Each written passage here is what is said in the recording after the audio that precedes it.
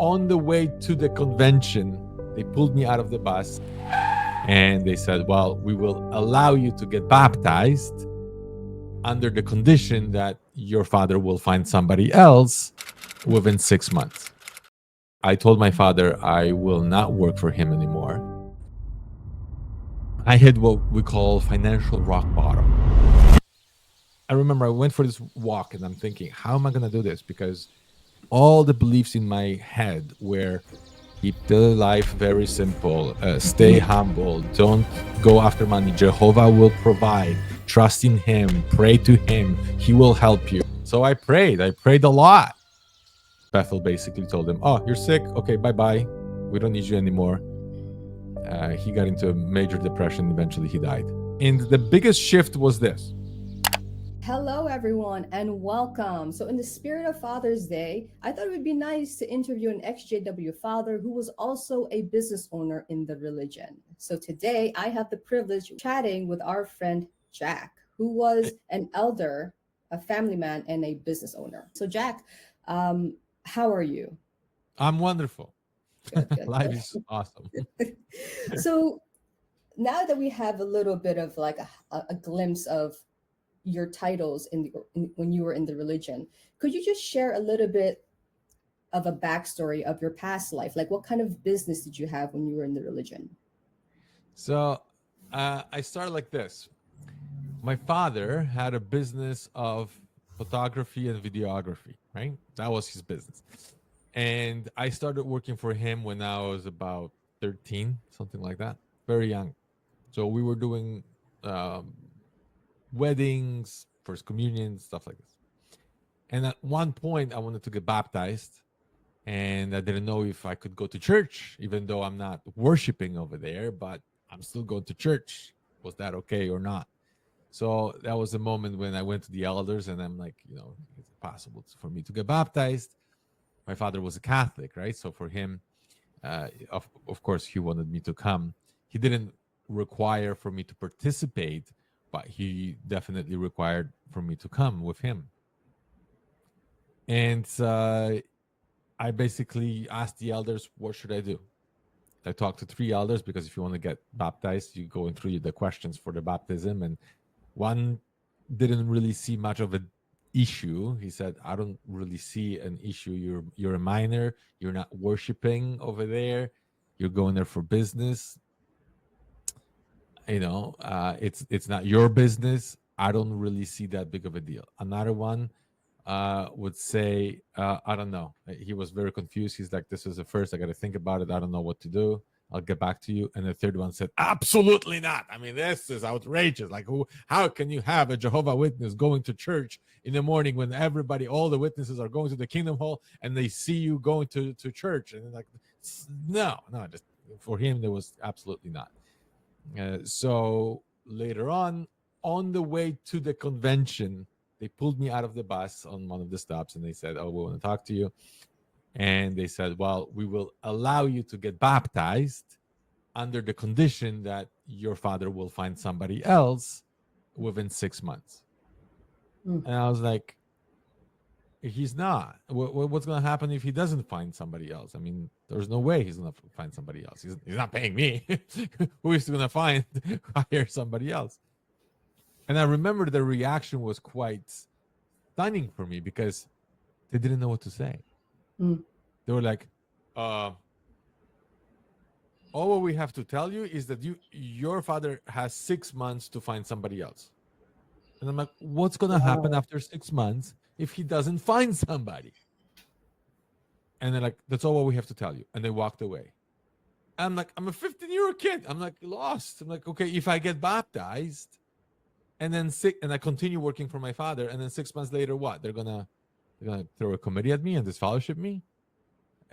I was so confused. So I did get baptized, and I told my father I will not work for him anymore, which created a huge mess in my family. I mean, my father was furious for a very long time, to the point where he actually stopped talking to me, and he shunned me for months at a time until I was able to escape and go to Canada.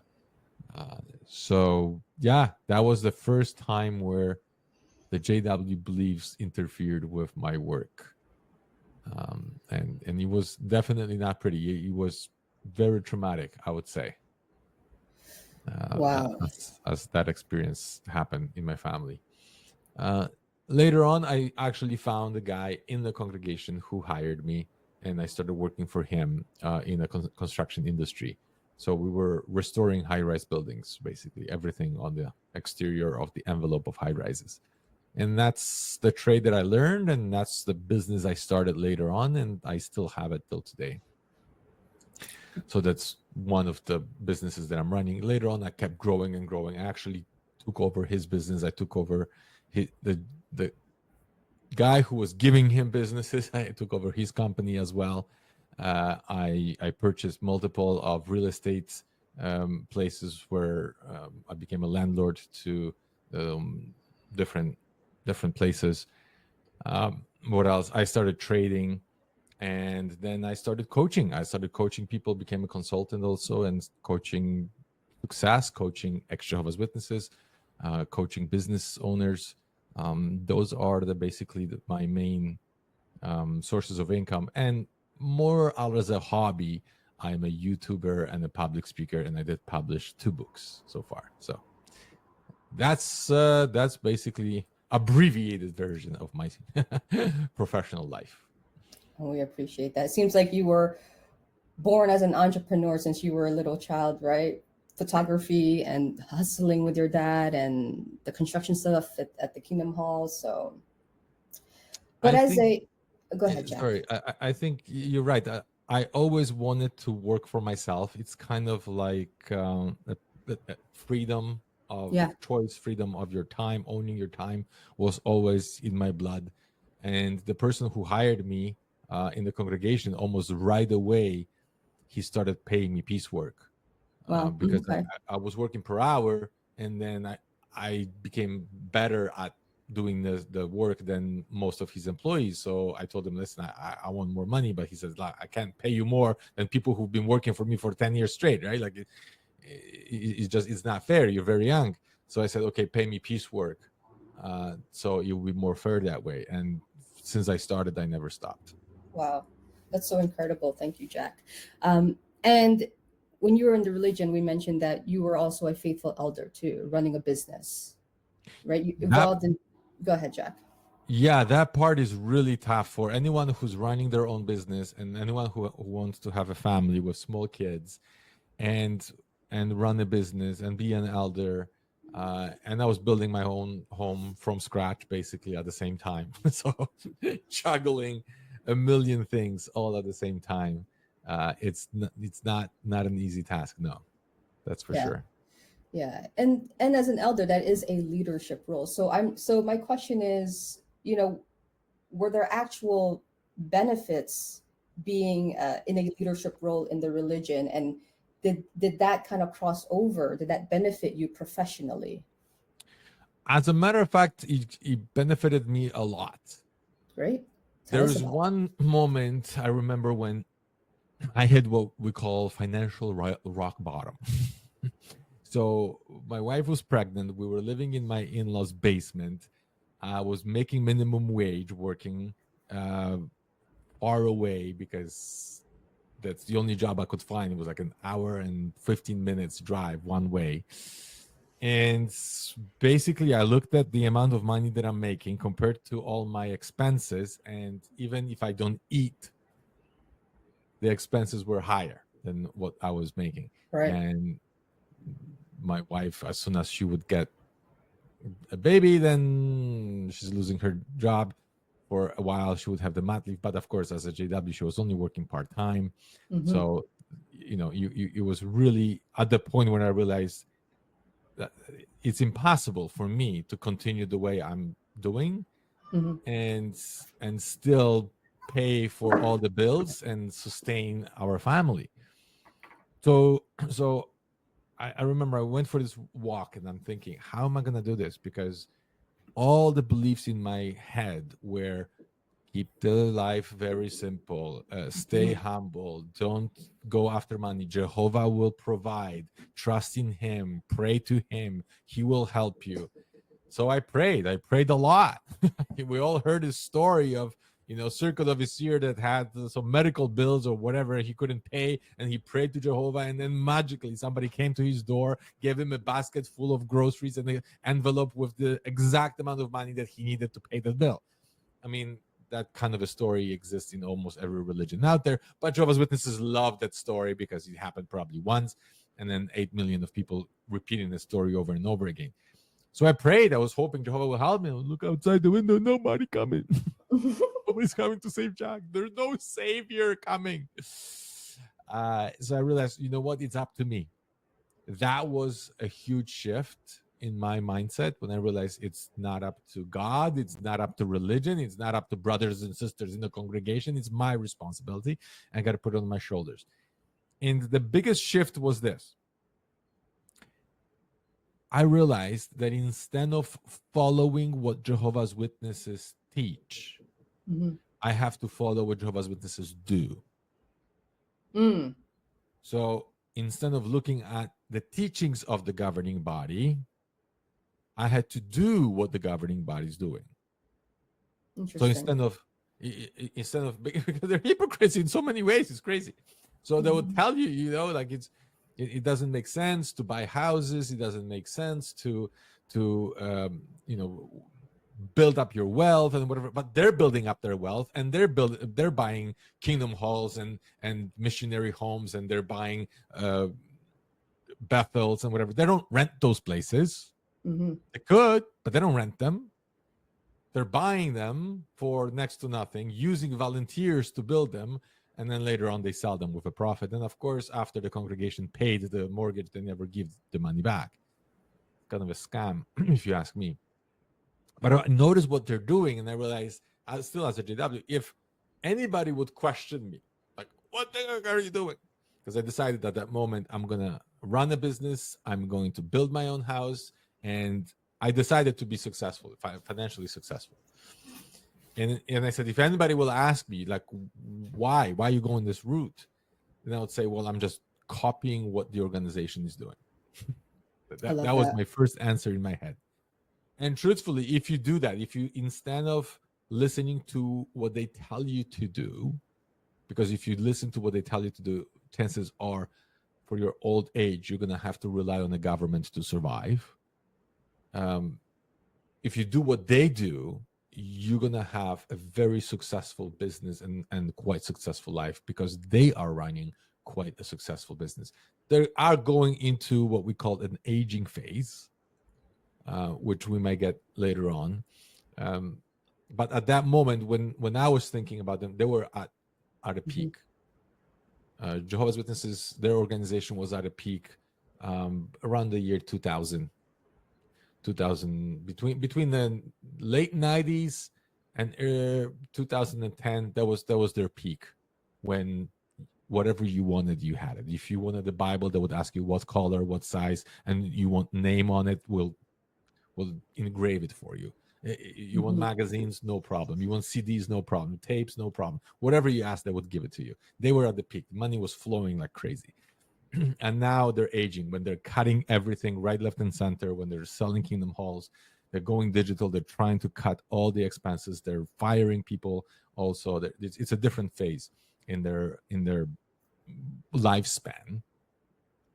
And they're trying to reinvent. You can really see how they're trying to change the brand and reinvent themselves. So they're entering an aging phase, and Mhm. if they don't make those gigantic changes, they're gonna get into a spiral, down spiral, very quickly. So for myself, I learned one thing: if I copy what they do, chances are I'm gonna end up successful like they are. But I couldn't possibly follow what they were saying, You're teaching. Yeah. to just go work part time, wash windows, and you'll be fine. I'm like, I don't know any Jehovah Witness who would be financially free or wealthy with their advice, following Yeah. their advice. But Yeah. I know a lot who fell into this. Oh, I'm just going to rely on Jehovah. Wait and for they really paradise. got Yeah. screwed up. Yeah. Or not go to school or yeah. Yes, Yeah. yes. Yeah. So I think it's just incredible how you were able to pick up on that pattern at a it young was age. it was quite interesting. My sister was in Bethel for a few years, and when I went to visit her, I stayed there. I stayed there for like a week, I think, and then with one of the Bethelites, we went for a trip. A trip changed my life. We went to see Mount Everest. So we went to Nepal, went to India, and when we were traveling, he told me a lot of stuff that was happening in Bethel, which was like shocking Really? Oh for my. a very strongly believing Jehovah's Witness. But the what he basically mentioned is the Bethel can really cripple people mentally, Mm, because if you spend too much time there, then you will never develop. mm. If you go in there, especially young people, go and join there thinking Bethel life is like the best life ever. Yeah, it's like a And special privilege almost, right? yeah, and then they put them at cleaning because they don't have any skills, or they put them at landscaping or anything like this. And 10, 20, 30, 40 years later, they let Mm-hmm. go of them. Mm-hmm. And you you will see a 50-year-old man leaving that institution, but his mind is like he's a 20-year-old child Right. because he never grew. He's still the Mm-hmm. same. Yeah. The way he was when he was 20 years old is the way he is when he's 50, and he has no money, no skills, no trade, no education, and No starting over from 401k, nothing, right? yeah. There's really And nothing for you his to. competition will kill him. Like nobody, Yeah. he people his age are so much more advanced, so he has zero um, leverage against anybody that is in his age group, right? And young people will definitely beat him with strength Yeah. and stuff like that. So he admitted to me that Bethel can really cripple people. So if you do give, you give 4 to 5 years, no more. Although he stayed there for a very long time, and unfortunately he got sick. And when he got sick, Bethel basically told him, "Oh, you're sick. Okay, bye bye. We don't need you anymore." He got into a major depression. Eventually, he died. And it was a very eye-opening experience when I heard his story. I'm like, holy crap. Even though I was still a very strongly believing witness, his Mm-hmm. story shocked me because I'm like, you could give all to this Mm-hmm. organization. You could be faithful. You could be in Bethel. He was an elder too. He was like really, he was taking care of the whole garden in Bethel. He was building Bethel. He was like, he was just all his life he gave to that organization. Even he had a girlfriend that he wanted to marry, but she didn't want to be in Bethel, so he finished that relationship. Like he just gave up everything and then end up with nothing. At the end of his life, at the very end, his parents, who were in their 80s, late 80s, had to take care of him until his death. It was heartbreaking. It was heartbreaking. So I realized, you know what, all the stuff that they're saying that Jehovah will take care of you, Oh. no. Well, that's No, because you're what supposed they to are like basically doing is store. we don't want the responsibility, so go. Yeah, The and they're really. Satan system will take care of you better. Yeah, and I think it's always what I've heard, like, store, is it store riches up in heaven, not here Yeah, on earth. So but it was that, it sounds like it was one of it that was like the piece of insightful information that kind of just woke you up a little bit, or planted that, like, okay, it is our self responsibility to, to live a comfortable life, and all 100%. of that. Number one, it was like there is no savior. There's Mm, no savior that will no one's come saving us, and they will exactly. save you. No, you got to put it in your own hands. Back then, because I was still a strong believer, I came with this conclusion: oh, maybe God does not give anything on a silver platter to anybody, but maybe he is blessing efforts, right? So he's not blessing prayers. He's not answering prayers like, oh, I want $1 million in my account tomorrow. He won't do that, but he's blessing your efforts. So if you put Hmm. a big effort, then he will bless that effort and it will be successful. So that was my first answer. Hmm. So I thought, okay, I'm going to buy a really old house, just like JWs do, right? They buy Mhm. a piece of crap and then they use volunteers to fix it for the Kingdom Hall. So I bought it like the cheapest, the worst house in Toronto. And I called all my friends who were mostly JWs, right? And like, hey, I pay you with pizza and beer. Come and help me to renovate. And most of them did. I had a lot of friends who helped me, who volunteered their time, which I'm very grateful till today. They didn't ask for any money, Mhm. and that's how I started with my first house. And that was the beginning of the. And then later on, I saw how the. I tell you what, I was building that house exactly at the same time as Jehovah's Witnesses, in my congregation, were building a Kingdom Hall. Like Mhm. we almost started and finished at the same time. But here's something interesting. Mhm. I First of all, I hired few people. I hired like the framers. I hired like people to do all the major trades, like gas, electrical, and like a lot of the trades I had to pay. Right, like my friends would help me with demolition. Would they help me to maybe install hardwood flooring or painting? But majority of the structure I had to pay for labor. The total cost to build that house, and I built a triplex, so we had 3 units. Right, Mhm. it was 200,000. The Kingdom Hall that we were building, which was entirely built with volunteers, Correct. didn't even have a kitchen, just 2 bathrooms and one gigantic place, right? 650,000. Mm. And I could never understand that. I could never understand it. And when I asked, I was like, can you show me the breakdown of these expenses? Yeah. Because I could build 3 houses with this That's so compared to interesting. you building one. So I couldn't get it. Of course, they're never going to show it to you. Yeah, I wonder where all the other extra money went. But yeah, that is a. You would never get it. You would never get it. And it was, for me, it was crazy.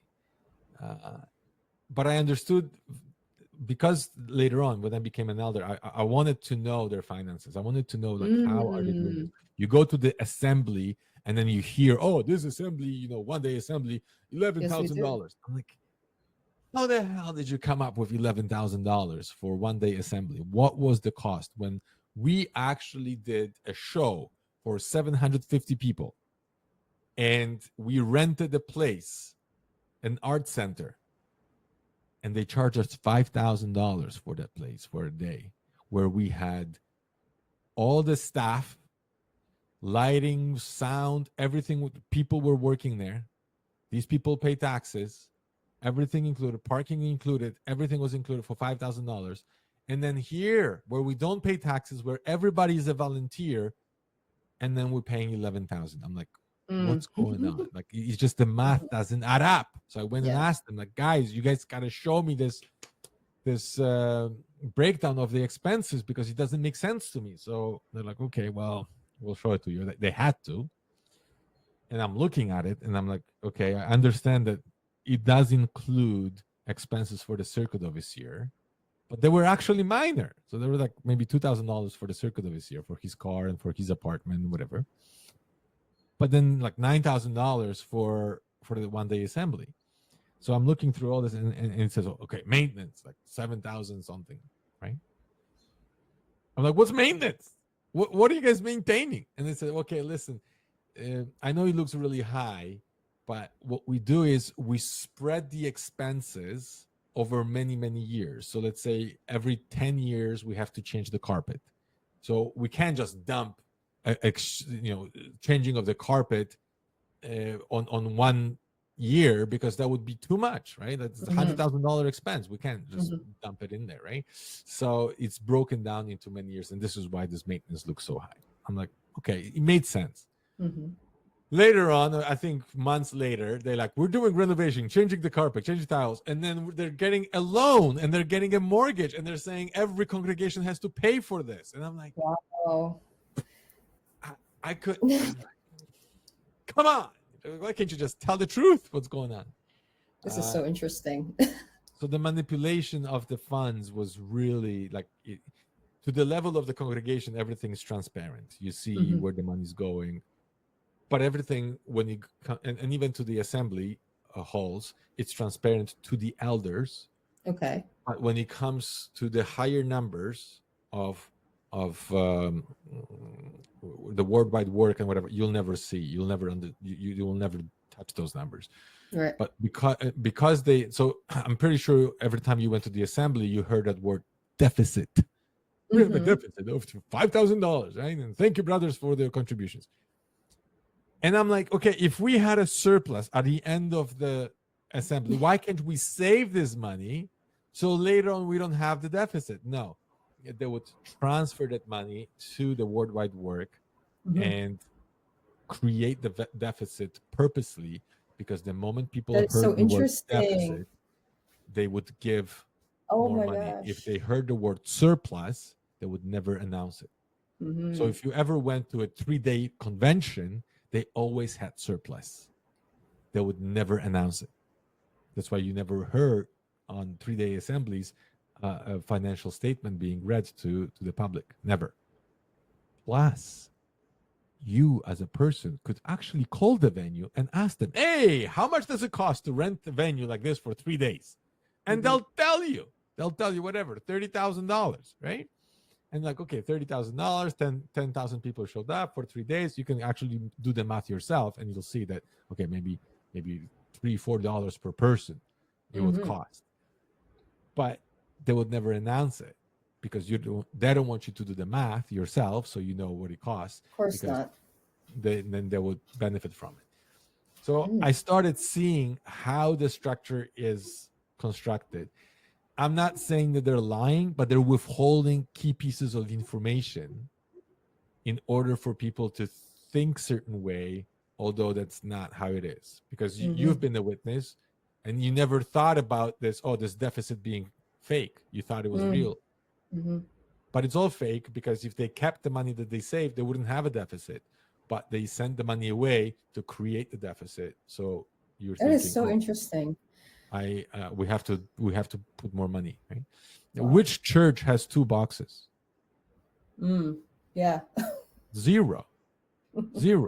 Jehovah's Witnesses are the only people who have 2 boxes at the Kingdom Hall, because when you give money to the congregation, you're like, oh yeah, and the worldwide work, and then you give twice. The truth is, it doesn't matter where you put the money. It makes zero difference. Because when you put the money into the congregation and they have a surplus in the money of the congregation, they'll take the surplus and they'll send it to worldwide work anyways, without your knowledge or agreement. So what's the point of sending money to worldwide work if you can just put the money in a congregation box and then the access goes to That's worldwide very work? interesting. It's a manipulation of people's minds. That's all what it is, right? So I started seeing what's behind the scenes. I started seeing what's going on, and I'm thinking, you know what? Instead of doing what they tell you to do, you got to do what they do. You got to create the structure that they do. You got to manage the money that they're managing. Don't be deceiving. Like they were deceiving. Obviously, I'm not running a charity or anything like this where I'm asking people for money. But the way they structured everything, it's absolutely brilliant in many ways. I went for business training, and I'm listening to the speaker, and I'm thinking, this guy wants us to run our businesses like we're religion. And I'm like, no, the religion is being run like a business. And I realized, oh, you know what? The governing body are the board of directors, and then the elders are the managers, and then you have the working class who has to, fill out their performance cards and give out their time and being evaluated all the time, every month, and then every quarter is the congregation being evaluated, and then every 6 months the circle of a year and evaluates those books. Every corporation does it. It has nothing to do with the Bible. It has nothing to do with the Christian structure. Christianity was never a religion. Christianity was freedom from religion. If you actually read what Jesus was teaching, what the New Testament is teaching, is a freedom from the law, freedom from the establishment, freedom from the religion. It was a concept of, we love God, we love our neighbor, Jesus paid for our sins, we're free. That's it. There was no establishments of, okay, we have to do, that much preaching, we have to do reporting of the hours. We have to establish pioneers. We have to establish this. None of this stuff. They started organizing churches hundreds of years later. But the Christianity is a concept. Mm-hmm. So when I started seeing the differences, I'm like, oh, this is business. Russell was a businessman. Rutherford, he was more of a law person, but he also ran business. So those two, plus Noor, who was also a business person, those three created this religion like a business. Mm. And if you do what they tell you to do, you're going to be like a very poor employee, especially because they tell you, you get paid after you die. Mm. Thank you very much for that kind of bonus. But if you do what they tell you, if we forget how much we actually know because being in that structure. So when I started learning about business, when I started building my business, I realized, oh, I got to do what they're doing. I have to, first of all, you got to create structure. Mm-hmm. You got to create structure, and the structure has to be very similar to what they have because they copied that structure from corporate world. I got to audit. I got to have goals. I got to have them written down. I got to have managers. I got to enforce policies, have a vision, have my own values, fire people who don't support my vision, hire those who do, train people to do what I require them to do, to follow the policy that I created. All that stuff I actually learned from Jehovah's Witnesses because I'm like, they have their policies. They're disfellowshipping or firing people who break their policy. They hiring, but they're hiring very slowly. They're training these people before they hire them, because all what you did was you were a volunteer for Watchtower, which is basically like you work like an employee. There's no freedom there. Mm-hmm. When you were going door to door, were you able to bring your own books? Were you able to bring your own magazines, or did you have to bring theirs? When you think about it, Mm-hmm. you were watched all the time. This is why they didn't want you to go door to door by yourself, because you were always watched with a person next to you. And you were, I remember, to the point that they actually said that people would put their little cards with their name, phone number, and address inside the magazines, or they would stamp it. Okay, so if somebody grabbed the magazine and they wanted to have a, let's say, Bible study, there was a Mm-hmm. number and contact person on it, and they said, "Don't do it," because they wanted to have a control over the brand, right? Mm-hmm. And so a person has absolutely zero freedom when it comes to, you just had to follow what they Right. told you. Yeah. Just like a person working, I don't know, for McDonald's, cannot go to work with a Burger King T-shirt. Right. You just follow what the corporation is telling you to do. So that helped me to see how they operate, and I structure my business the same way. Yeah. So I love all that insightful information. I didn't even think about the financial part of the organization and the deficit and all of that, and that's just so very very fascinating. So I love what you said. Don't follow what they teach, follow what they do when it comes to your business, guys. That's a very very good point. So those were the benefits that could benefit us professionally. 100%. What about the challenges as an elder? The Like go ahead, because I just like, just looking back, did the JW lifestyle hinder you professionally? Because when you're making too much money, or because when you're running a business, it is 24/7. Sometimes it's not 9 to 5. You exchange 9 to 5 to it, especially in your 100%. early stages, right? Yeah. So what were some of the challenges balancing the JW lifestyle as an elder family man, because you are the head of the family, you are a provider. You already told us that one backstory about your dad and how that caused friction, but Yeah. now you're older. What kind of things did you see when you were older that started to hinder you professionally? Well, um, I think number one is, no matter which direction I went, The filter was always the same. Whatever you choose must never collide with any of the um, service or meeting attendance.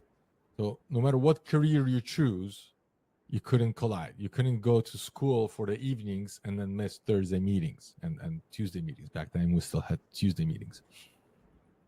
So I remember when I was still working as a waiter, it was one of my first jobs.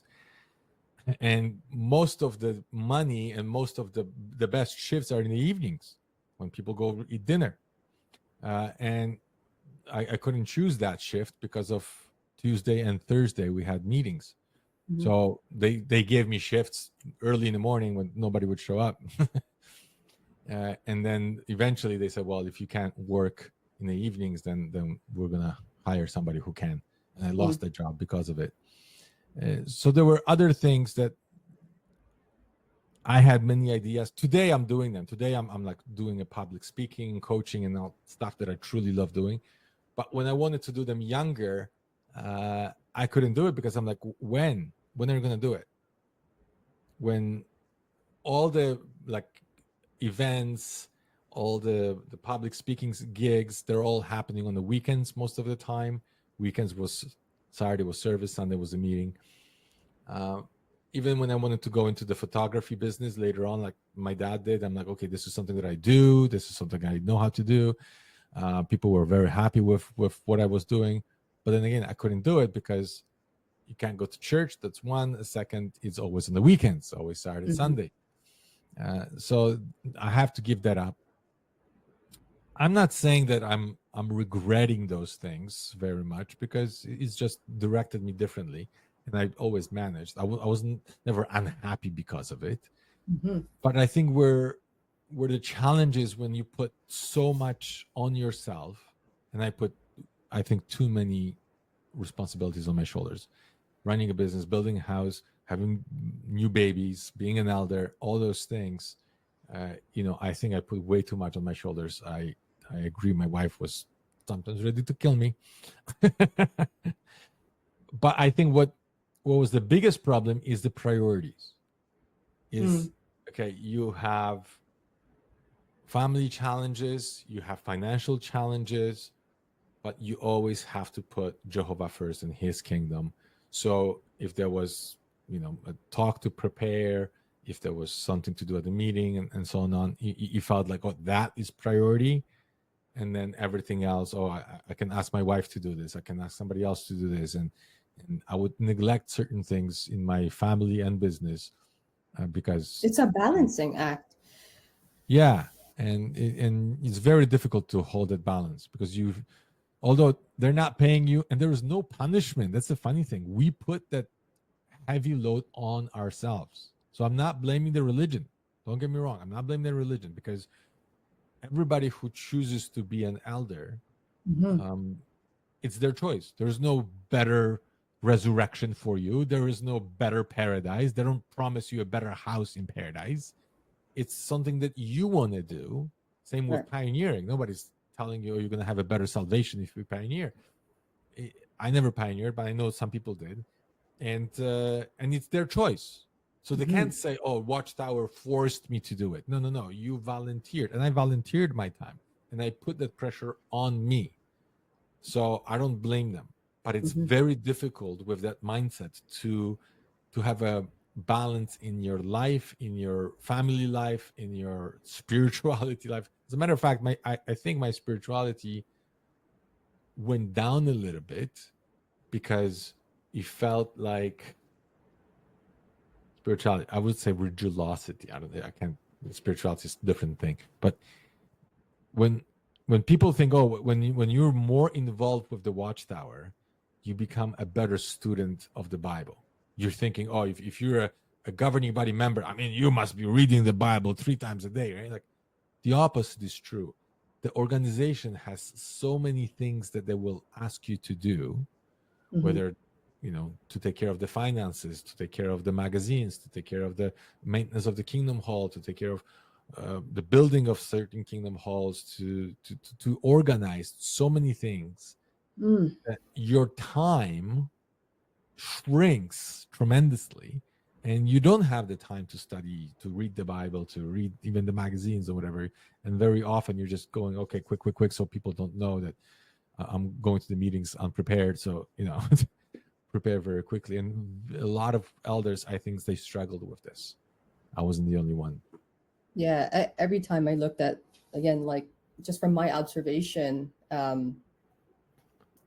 was in as a JW sister, I was in the local design committee. I was pioneering. I was doing a lot of things, as much as I could do as a woman. And at the point, I felt like all this stuff, achieving, but I was still like, I felt so like run down. And now when I'm looking back, I felt like that was probably burnt out or something like that. And I'm like, well, I feel like the elders probably had more weight than I did, because you're taking care of the flock. You have people just calling you up randomly. I don't know. Yeah. Like, it's just, to me, it was like, and I would just see the elders in my congregation, and they would just have this like just tiredness, but they're still going and going, and they got to provide for their family, and then they have to wake up the next morning. It's like, It's a lot. it's a I think lot that, mentally, emotionally. yeah, I think they're realizing that slowly. And I think this is why they're cutting back so much. They're cutting back on the hours requirement for the pioneers. They're cutting down on the requirements even for elders, and they're releasing new things like, oh, you don't have to wear a tie or a jacket or Hmm. this and that. They're shrinking the Right. magazines. They're shrinking even how long is the talk. Used to be 45 minutes, now half an hour. So there is quite a bit less compared to Hmm. what it used to be, Yeah. but it's still a lot. It's still a Yeah. lot.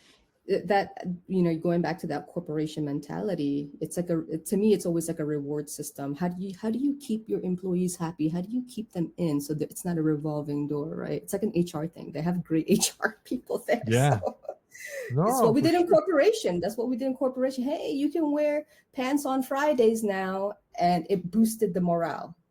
Yes. you know Yes. No, it is 100%. The right. challenge you mentioned about challenges, I think the biggest challenge that I had to overcome, and most Jehovah's Witnesses have to overcome without realizing that the mind was programmed for failure. Mm. Mm. What I mean by that Tell is me. when you go door to door as a Jehovah's Witness, you were only rewarded for showing up, for participation, how many hours you did. Hmm. That would give you a status, that would give you recognition, that would give you privileges. So one of the first questions, if you want to be a ministerial servant, is: are you an average, below average, average, or above average when it comes to your hours? If you do a lot of hours, you could be a pioneer, auxiliary Hmm. pioneer, or full-time pioneer, or a missionary. So nobody ever asked you what kind of results you're bringing, how many people you brought into the truth, as they say. Mm. That was not a question. The question was, how many hours this person is doing in service. So Hmm. you get your rewards, you get your recognition, you get your privileges for showing up. Hmm. Now, in the business world, if I have to hire you and all what you do is count the hours and you bring zero results and you expect to be paid, you are of no value to me. You are a liability. You're not an asset. Mm. But among Jehovah's Witnesses, you were never rewarded for your results. If anything, if you had good results, you were criticized for it, or you were told, oh, you have to be humble. You can't share your successes. Exactly. You could have 10 Bible studies and 30 people you brought into the truth in the last, I don't know, 2 years. You couldn't share it because you would look like, oh, you know what? You're not bringing glory to Jehovah. You're bringing attention to yourself. You're glorifying yourself. It's no good, right? Like you were criticized for it. And then you're supposed to be humble and meek. And that kind of a mindset, you might not believe the doctrines, but you leave the organization, it still stays with you. So people go into the jobs and they're thinking, oh, I just got to, do what's required not to get fired, and get my time card stamped and get paid, and that's it. Let me get out of here. Hmm. They don't produce value. They don't care about results bringing to the table. If you want to run a business and all what you do is making a lot of hours, but you're not bringing results, your business will fail 100% of the time. Mm-hmm. So that was one big challenge that I had to change my mind with. A lot of effort, results don't matter, into a lot of results, your effort doesn't matter. In the Mm-hmm. business world, your effort doesn't matter. What would you do, Aubrey? You have a field and you want to hire somebody to plow that field for you. Mm-hmm. There's three guys that show up. One, he will say, I have a hoe, and then I will do it with my own hand, and it will take me a month to do, and I'm going to work like crazy every day. Okay. A second guy will say, I have a horse, I will plow the field in 3 days. And the third guy will say, I have a tractor, and I will do it in 2 hours. Get get that guy on the tractor. The I guy would on get the the guy tractor will the be tractor. sitting there, drinking his coffee, I'm, minimum I'm effort, but the results are the same or even better maybe than the guy who didn't. exactly. It's fast. I think efficiency. Yeah. So in the business world, what you care about is the efficiency, but the result at the end, what Mm-hmm. matters the most. Mm-hmm. And the quicker you get to the result, the better. Yeah. But in the JW world, the results didn't matter. And your long time effort mattered. So it's almost Mm. like we're stealing your time, we're stealing your life, and the results Wow. that you bring to the table don't matter. So that was the first shift that has to happen in your mind, that Mm. it doesn't matter how much effort you're putting in, because nobody cares whether it took somebody a day to create this, a month or a year. It doesn't matter. What matters is, what does this product do for my life, Mm-hmm. and how quickly I can get it. And that is a totally different mind shift. And the second mind shift was the going door to door programmed me into believing that no matter how much effort I will put in, I will not make any difference. Mm. So at the beginning, you go, you're excited, right? I'm going to make a whole bunch of Jehovah's Witnesses by going door to door. You go one door, I'm not interested. Second door, I'm not interested. Fifth door, I'm not interested. 1,000 door later, Mm-hmm. you're hearing the same thing. Very soon, you start accepting the fact that people are not interested. No matter how many times you knocked on the door, no matter how many magazines you placed, and how many, even Bible study you started, at the end of the day, you realize, you know what? I am not bringing any results. My efforts, no matter how hard-hearted and how much I believe in this, it's still falling on a deaf ear, and I'm not bringing any results. And I was comfortable with it. Most people are. Most Jehovah's Witnesses are comfortable with not bringing any results. And then you're starting believing that you will not make any difference, no matter how much effort you put in. Yeah. Then there is another layer. It's deeper than that. When you're not really prepared, and you stop caring whether you bring somebody to the organization or not. You're just doing it because you've been doing it that's what required of you to do. You enjoy, the coffee time with your fellow JWs. Yeah. But the actual door-to-door Oh witnessing, man. it's not so enjoyable. You start anticipating for people to reject you. After a Mm-hmm. while, you hope they will reject you. Mm. Many people hope that there is nobody home. They Yeah. knocked, and they knocked so quietly, so the person inside will not hear it. I Or was they one of press them the too. doorbell, Yeah. and the doorbell didn't work, and they're like, yes, it didn't work. Yeah. And the Yeah. guy next to you is like, I didn't hear it ringing. Did you? Oh, you son of a. Well, you get used to rejection. You get used. That's the comfort zone, is rejection. Exactly. Now you start accepting the fact that you're rejected. You're comfortable with rejected. You want to be rejected. So you can click off, territory is done. It's like the low self-esteem, though. It's like the buildup of just the low Yeah. self-esteem. And very often, especially for those who didn't do it very often, you start being afraid of acceptance. It Mm-hmm. messes you up, because the moment you start, what if this person asks me what's inside this watchtower that I didn't read? What if they're gonna start asking me questions? What if they even want to study the Bible? I'm like, I'm just gonna transfer it to a pioneer or something, right? And then you start being afraid of being accepted and be comfortable with rejection. It gets programmed into your subconscious mind. I went into a networking event, and I had my coach with me. and we had to do the elevator pitch and present what we do as business people. And he's watching me, and after that, he's like, everything you said was fine, but your body language basically was preparing for the person to reject you. And I'm like, what are you talking about? He's like, yeah, you're like, you're pacing from one leg to another leg. You look up, you look at this. You're not feeling comfortable with the fact that the guy could actually ask you for your business, to do business with you. You automatically feel kind of nervous at the fact that you got to do this, and it showed. It was incongruent. What you said with what your body, the message that your body language sent was not congruent. And then I realized, oh, I have those beliefs in my head, those subconscious beliefs, that I'm like, yeah, if the person would say, yeah, great idea, Jack, let's do business, I would be like freaking out. I was like, I don't know if I can. I don't know what kind of expectation he has. Besides going door to door, there's always the door. Somebody can close the door and say, I'm not interested. But in the networking event, there is no door.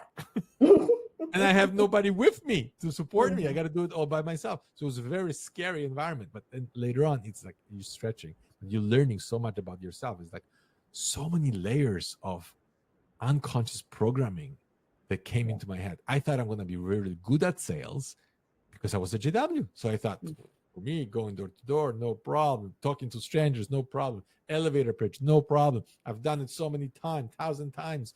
You know, a lot of people who are not witnesses, they really have a hard time with this. They really have a hard time with talking to strangers and offering whatever product and service they have. But me, I'm like, I've done it so many times, no problem. But because of those subconscious beliefs, I automatically anticipated people would reject me. I wanted them to reject me. So I could feel inside like, oh, I put up an effort, and then I can blame. Wow. Jehovah's Witnesses blame a lot. Like, system of things is bad. Satan blinded these people's eyes, right?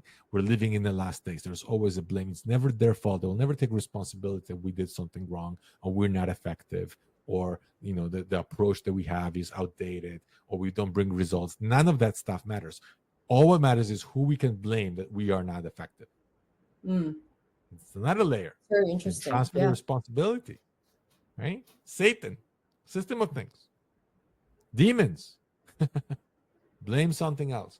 But in the real world, you have nobody to blame except yourself. In the business world, it's you. There's no savior there. There's nobody to blame. You didn't train yourself. You didn't put this effort. You didn't spend time to learn about what other people's needs are and how you, with your product or service, can fill this need. It's you. So that mind shift had to switch. I had to start being comfortable with acceptance. I had to actually feel uncomfortable with rejection. It was the reverse. And then and only then things started to shift. But you also need to learn how to hold your wealth.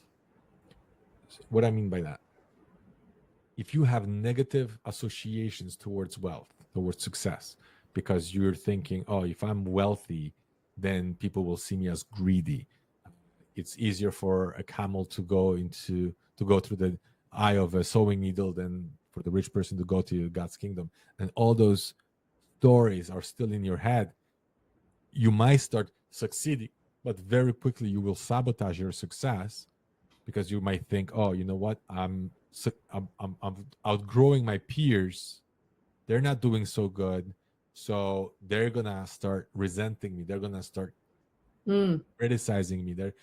I'm going to feel like an outsider. I have to be inside. I have to be inside in my bubble. So as a Jehovah's Witness, they would tell you, like, you have to be inside the chariot. God has a chariot. You can run in front of the chariot because you're going to get crushed, or you can fall behind. You have the safest place is inside the organization. And that basically meant do what you're told and be mediocre. That's what it basically meant. Just look what everybody else is doing and follow what you were supposed to do. In business, it's the opposite. You have to be disruptive. You have to look what everybody else is doing, and you have to come up with a better way of doing it. You have to come up with your own niche. What is it that you have as a gift that nobody else has? You have to be different, but you have to be better, not just different. That's what will make you stand out, and this is what was going to cause people to go, no, no, no. Oh, I want this person, their product or service. So those things had to change. So I would say this: if you want to be successful, take all the knowledge that the Jehovah's Witnesses gave you, all the advice that they told you, go the opposite direction. And your chances are better. I agree. Yeah. Wow. No, that was incredible. So Jack, just one more last question because I know we are at time here.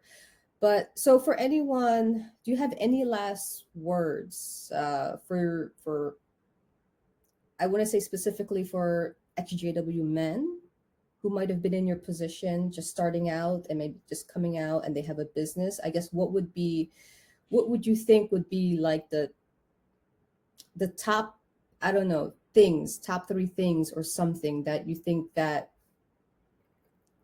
they can work on so that they can bounce back and that they can kind of just bounce back from their business journey, leaving that group identity and stepping into their identity? What do you think? Very good question to ask. Yeah.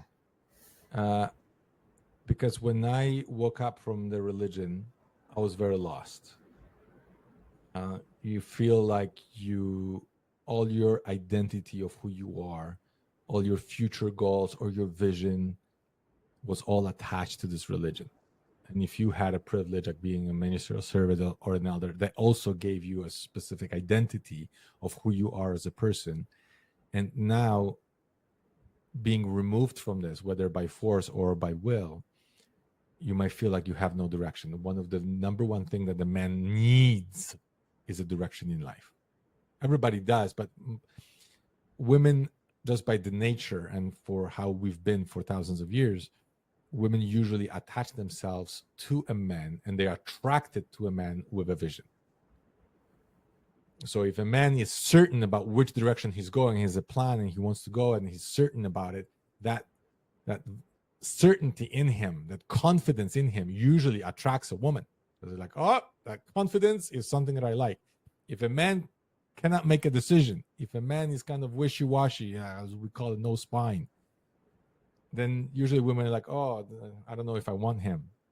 And the reason for it is because for thousands of years, women relied on men to survive. So they would look into a man for a protection, as the guy would protect me. So that's also in us as guys. For thousands of years, we were hunters. And hunters, they had a very specific mindset. They're like, okay, I'm going into the wilderness and I'm going to make a killing. And I have one vision. And sometimes when we leave the tribe of Jehovah's Witnesses, we don't know what the vision is. So I would say the very first thing that as you have to do as a man especially is learn about yourself and learn about a vision that you have to create for yourself. You have to create a vision. Even in the Bible, it says, without vision, people perish. You will perish if you don't have a vision. You will be lost and you will get into anger. You will get into anger because you will experience injustice in your life. And when you feel injustice and you don't have anything better to replace the previous vision with something better, you will get into blaming and you will start pointing fingers and say, I'm screwed up because of you. I'm screwed up because of the organization. I'm screwed up because of the elders. I'm screwed up because of all the time, because they told me not to do this and not to do that. And blame is lame. Like if you do this, you're going to screw up your life and those who are in your environment as well. Create a vision. And somebody asked me like, well, how do you do this? The best way to create vision is this. Look for pain. Look for pain, because when you find it, then find out which pain in your life. Most visions happen because of pain. There was some sort of pain and person said, enough is enough. I don't want to do this anymore. and I'm going to create something. Mm-hmm. The guy who created Uber got frustrated because he had no car and there was no taxi, right? So like, enough is enough. I'm going to create Uber. A guy who created Airbnb, he had no place to stay. There was no hotels or whatever. And he started renting air mattresses in his living room, right? Like that's how it started because of pain. There was some sort of pain and they're like, I'm going to create a solution to this pain. Mm-hmm. I'm going to create a better path of doing something. Whether it's a product or service, it doesn't matter. What it is you start improving the quality of life because you see pain and you see your solution. And you have gifts in you. Whether you experience certain pain and you learn through your experience how to do something better or something quicker. And you can use those gifts to transfer into a product or service that will serve others. Mm-hmm. And that could become your vision. It's like, this is what I want to do. And very often it's the reason because I experienced so much pain. I don't want to do it again. I'll help others so it's easier. And you create a path. When you see it clearly where you want to be a year from now, where you want to be 5 years from now, where you want to be 10 years from now. It's very clear path. That's one of the things that Jehovah's Witnesses have very clearly. They have a very clear vision of what they want to do. The organization is very clear cut what they're doing. Mm-hmm. And people love it. Even if it doesn't make sense, if it's illogical, it doesn't matter. If they didn't find a better one, they're going to follow what JWs will tell them to do because they're more certain than they are. Yeah. If you want to know anything about influence others, it's two things. Number one, develop rapport. So there's connection between people. And number two, you have to be more certain than they are. And they'll follow you. That's it. Jehovah's Witnesses have both. They first develop rapport by love bombing, as most of people know. And then they show you that they're so certain, they believe so strongly in their message that people follow them because they don't have a better alternative. Yeah, I love that. Thank you for all those wonderful tips, Jack.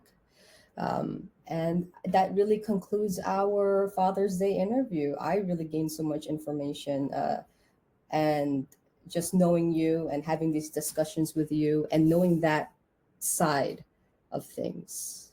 And what a wonderful, just great stories and how you're really able to just, I don't know, I think just understand the patterns and how you were able to just use that in a way and leverage that so that you could expand in your business. And so thank you for sharing all those gems with us, Jack. So really, really appreciate it. I hope everyone here also benefited from the information that Jack just shared as much as I did. All right, guys, thank you so much for your time. We'll see you guys next time. Thank you, Aubrey. Appreciate it. So always remember, my friends, to own your story, own your power, and live your truth.